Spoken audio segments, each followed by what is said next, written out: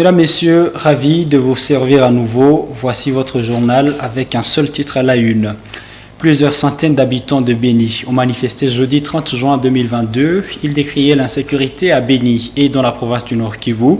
C'était aussi une manière d'exprimer leur soutien au FRDC. Une manifestation qui a été encadrée par la police de la ville de Béni. Voilà tout pour les titres.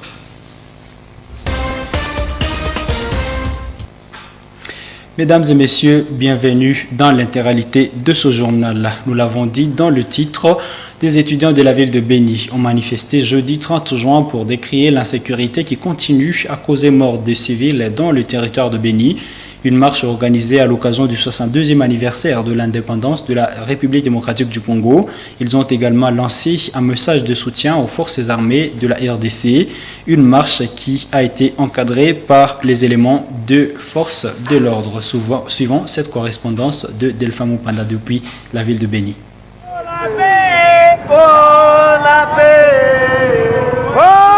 Munis de calicots et de banderoles blanches, des étudiants de Béni se descendu de la rue pour soutenir les efforts pour le retour de la paix dans l'Est. Ils disent soutenir les forces armées de la RDC qui sont engagées dans la traque des groupes armés.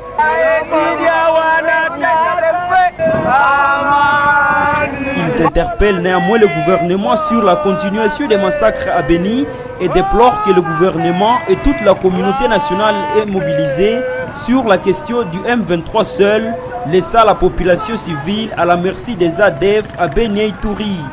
Jonathan Kataliko, président de la représentation des étudiants de Béni.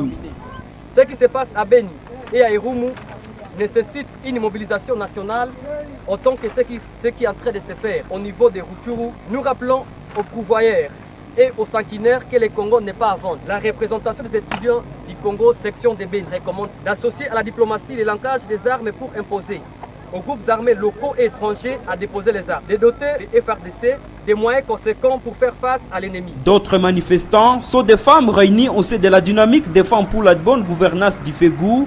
Elles portaient des calicots sur lesquels on pouvait lire « Pour confirmer l'indépendance, libérer Bunagana, Béni et Ituri. Nous voulons la paix », fait des citations. D'autres manifestants encore, ce sont des jeunes vêtus aux effigies de Mairie Patrice Lumumba et coiffés à sa manière qui sont descendus dans la rue. C'était pour boucler les 4 jours du deuil du héros national qui les réunissait autour d'un feu de camp, une façon de faire des funérailles dignes à l'africaine en faveur de Lumumba. Gilles Tsongo Kialima et les deux. Lumumba c'est mon idole. C'est ce qu'il faisait. Là où il s'était arrêté, on se donne aussi de faire la suite. Et avec sa force, la philosophie bantou, nous savons que nous y arriverons. La RDC a célébré son 62e anniversaire d'indépendance. La population de Béni veut que cette journée soit une occasion de réflexion pour la recherche de la paix à l'est de la RDC sous l'emprise des groupes armés.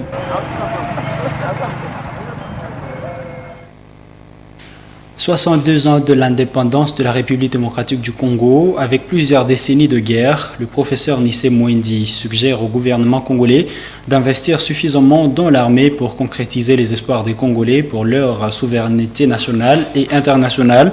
Pour cet expert en relations internationales, le moyen efficace pour mettre fin au scandale géologique que connaît la RDC, c'est de multiplier les ressources humaines au sein des forces armées de la RDC et développer la logistique militaire de cette force nationale loyaliste.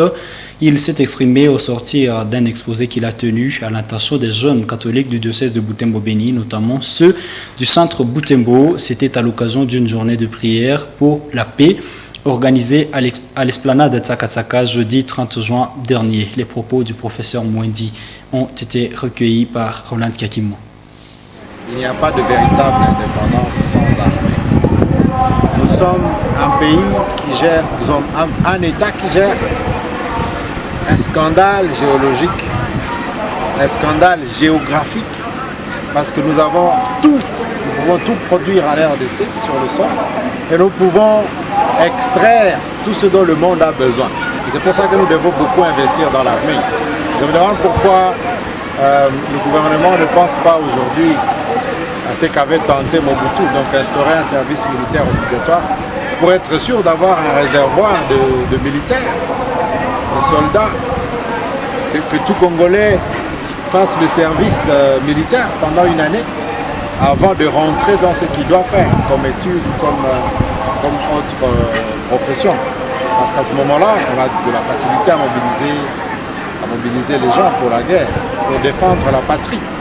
Et ça ne suffirait pas parce qu'il faut aussi ajouter tous les matériels, tous les outils utilisés dans la guerre. Il faut investir dans la protection de ce que nous avons de plus cher. On ne peut pas vivre comme si on n'avait pas d'ennemis alors que nous savons pertinemment que le monde entier désire ce que nous avons.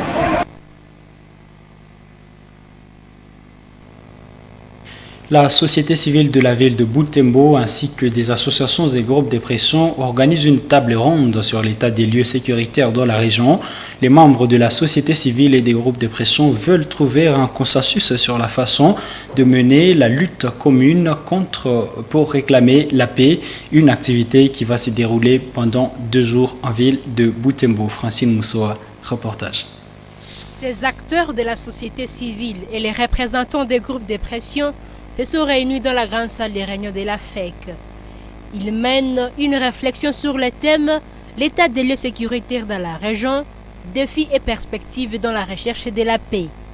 L'objectif est de mettre sur pied des actions communes pour revendiquer la paix. Maté Sanane, président de la société civile de Butembo, indique que plusieurs actions citoyennes n'aboutissent pas parce qu'elles sont menées d'une manière dispersée. Nous avons remarqué que nous revendiquons et nous recherchons la paix de plusieurs façons, mais d'une façon dispersée.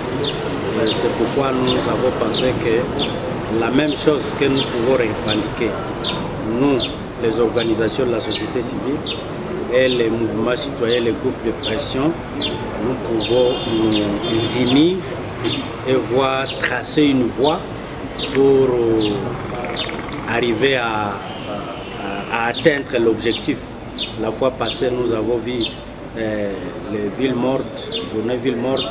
Nous avons également constaté certains dérapages dans l'organisation de ces journées villes mortes. Et alors, certaines personnes étaient contraintes d'observer cette journée. Avis partagé par le juriste Nestor, qui a exposé sur les manifestations selon la loi congolaise. Tout en s'engageant dans la lutte, les participants souhaitent voir les autorités faire appliquer la loi de façon équitable. Des fois, des textes, des lois qui les donnent plus de pouvoir, ils les pratiquent facilement, mais qui peuvent donner à d'autres personnes les pouvoirs là où on doit encore viser. Là, je vois par exemple cet article, le même article 26. Où je trouve qu'il y a une faiblesse, par exemple, de cet article où on parle de l'information seulement. On ne voit pas de modalités pratiques. Et j'imagine que peut-être ça reviendrait à nos députés de créer une loi pour compléter ça, pour comprendre pourquoi ils vont informer à l'autorité. Parce que cette information ne suffit pas. Tel que lui l'a dit, aucun des prétextes. Des fois, on va dire qu'il y a l'insécurité parce qu'il y a une cause qui peut nuire à l'autorité. Non, il y a l'insécurité qu'on sort, vous n'allez pas marcher. Et si vous osez, il y aura la police. Mais voilà que d'autres marches, on ne va pas dire si c'est peut-être dans ce qui va les aider. Pendant les carrefours, les participants ont pris l'engagement de comprendre au préalable ce que dit la loi avant de mener toute action. Il s'est avéré à certains moments que les autorités aussi ne connaissent pas toutes les lois. Et qu'à cette occasion, que les lois sont vulgarisées et à l'égard des autorités et à l'égard de la population, chacun connaît sa part de responsabilité. Et c'est là que nous amenons justement à éviter les actions illégales, où l'autorité sait dans quelles limites il peut autoriser une action, mais aussi la population sait aussi dans quelles limites il peut poser une action, parce que tout simplement on a vulgarisé la loi à leur égard. Cette table ronde va se clôturer ce samedi 2 juillet. Elle sera sanctionnée par un cahier des charges des actions communes à mener pour revendiquer la paix dans la région. Célébration ce vendredi 1er juillet de la journée mondiale du reggae. Le reggae est un genre musical parmi les expressions les plus populaires en musique. Il représente un état d'esprit éloigné de tous les préjugés raciaux, mais aussi de toute forme d'émeutes et de violences. À l'occasion de cette journée, Moto TV s'est entretenu avec l'artiste musicien reggaeman Tsongo Mukulu Vinzanza. Dans ses titres musicaux, cet artiste cherche toujours à contribuer à la restauration de la paix. Compositeur de la chanson Oboma Vaira, l'artiste explique que c'est dans l'unité que la paix s'arrache. Eugénie Moussiviroa l'a interrogé. Suivez.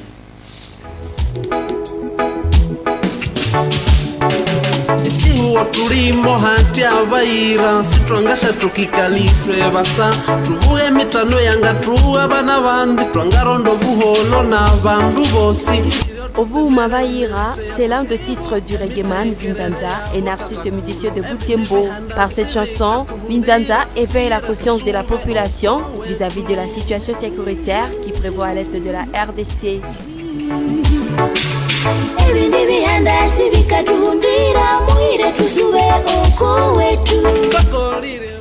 Il appelle à l'union pour lutter contre ces situations. Si je peux d'abord revenir même aux origines du reggae, c'est un style qui est né au Jamaïque, c'est par les Noirs, les Africains, les esclaves noirs qui étaient déportés de l'Afrique vers l'Amérique.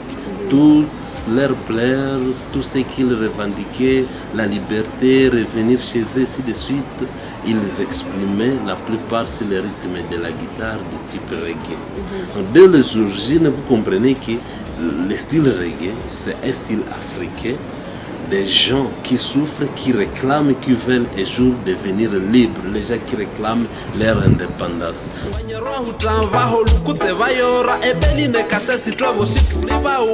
Cet artiste musicien explique sa motivation à embrasser cette carrière musicale pour donner sa contribution dans la lutte contre l'injustice. Moi, je veux dire que c'est un outil qui contribue à l'éveil de conscience de notre peuple. La musique reggae en soi, c'est une éducation patriotique. Lorsque nous sommes en train de l'exploiter, nous sommes en train de transmettre des messages, ces messages ne tombent pas dans les oreilles des sourds. Si aujourd'hui nous pouvons trouver nos jeunes ira de papa qui se sont investis par exemple la politique massivement, je dirais d'une part que c'est grâce au reggae, les chansons qu'on chantait, les mayaya, les chansons qu'ils ont suivies, les reggae, ainsi de suite. Tsongo Mukulu Vinzanza invite la population à intérioriser le message véhiculé par le reggae, ce genre musical qui prône la paix.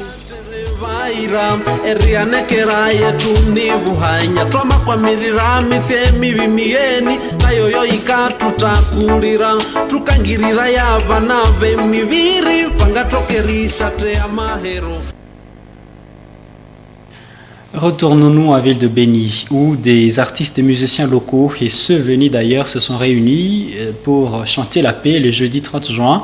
Ces musiciens disent sensibiliser la population de Béni sur la recherche de la paix et la cohabitation pacifique en ces jours de tensions entre différentes communautés suite à la résurgence des M23 et l'activisme des groupes armés. Tous les artistes et musiciens ont chanté des chansons pour la paix à cette occasion. Correspondance de Delphin Moupanda depuis Béniville.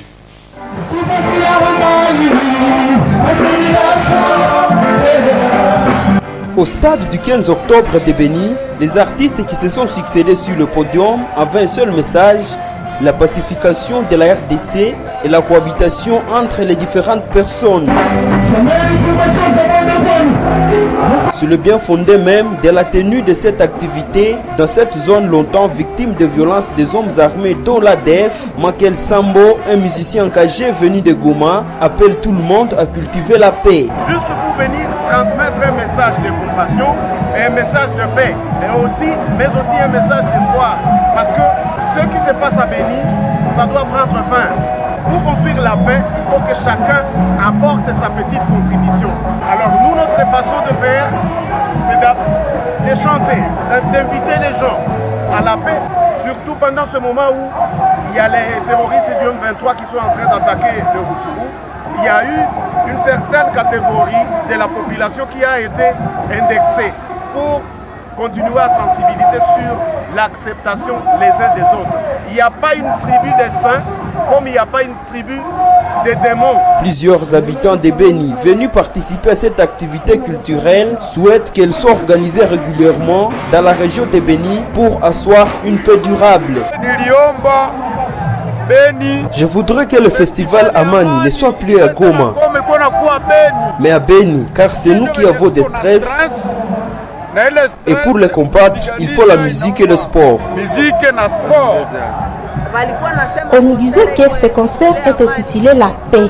Subitement, Michael Sambo nous chante la pacification. Alors, pourquoi ne devons-nous pas concrétiser cette pacification? L'artiste et musicien Demba Nyama Mukali a reçu ses collègues venus généralement de la ville de Goma pour chanter la paix.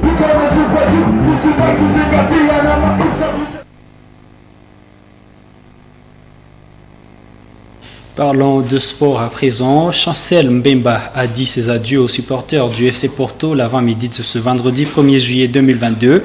Les deux parties, lui qui était déjà à fin contrat, n'a pas su renouveler. Les deux parties ne sont pas parvenues à un accord pour une nouvelle aventure.